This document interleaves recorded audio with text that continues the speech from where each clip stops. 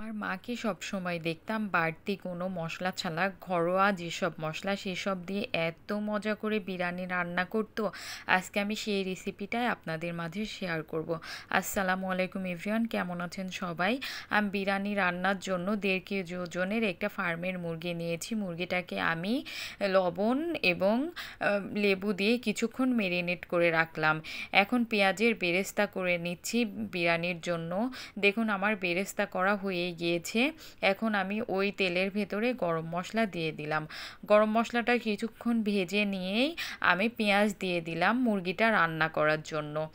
পেঁয়াজটা লাল লাল হয়ে আসলে আমি এখানে দিয়ে দিলাম রসুন বাটা 1.5 চামচ, 1 চামচ আদা বাটা, জিরা বাটা এবং পেঁয়াজ বাটা। আর মশলাগুলো দিয়ে ভালোভাবে মশলাটাকে কষিয়ে নিচ্ছি যেন মশলার গন্ধটা চলে যায়। এখন এ পর্যায়ে আমি অ্যাড করলাম রাঁধুনি যে বিরিয়ানির মশলা, ওই প্যাকেটে থেকে অর্ধেক মতো বিরিয়ানির মশলা এবং পরিমাণ মতো লবণ দিয়ে আমি মুরগিটা দিয়ে দিলাম। দিয়ে আমি মুরগিটাকে ভালোভাবে কষিয়ে নিচ্ছি। আমার মতো কে কে আপনারা মুরগির পাটা পছন্দ করেন বলুন তো? আমি তো পাটাও দিয়ে দিচ্ছি বিরিয়ানির মধ্যে, আমার এত মজা লাগে। এখন আমি মাংসটাকে ভালোভাবে কষিয়ে নিচ্ছি। এ পর্যায়ে কিছুক্ষণ কষানোর পরে আমি দিয়ে দিচ্ছি টক দই। টক দই দিয়ে আমি কিছুক্ষণ মাংসটাকে ভালোভাবে কষিয়ে নেব। কষিয়ে পানিটাকে শুকিয়ে নেব। এইভাবে রান্না করলে বিরিয়ানির স্বাদটাই কিন্তু অনেক বেড়ে যাবে। এখন আমি পোলাওটা রান্না করে নেব বিরিয়ানির। সেজন্য আমি এখানে কোনো তেল ইউজ করিনি। আমি এখানে 1.5 টেবিল চামচ মতো ঘি নিয়ে আমি মশলা দিয়ে পেঁয়াজটা ভালোভাবে ভেজে নিচ্ছি। নিয়ে আমি চালটা দিয়ে দিচ্ছি। এখানে আমি 3 কাপ মতো চাউল নিয়েছি।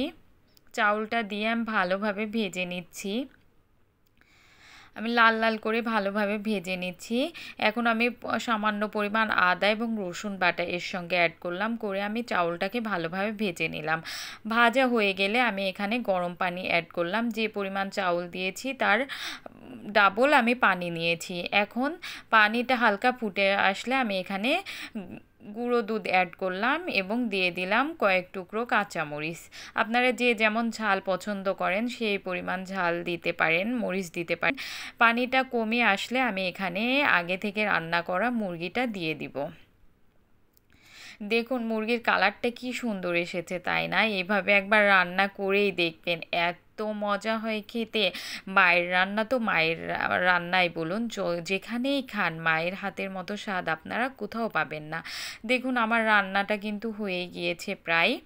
এখন আমি এই পর্যায়ে দিয়ে দিচ্ছি কিছু পরিমাণ ঘি এবং পেঁয়াজের বেরেস্তা।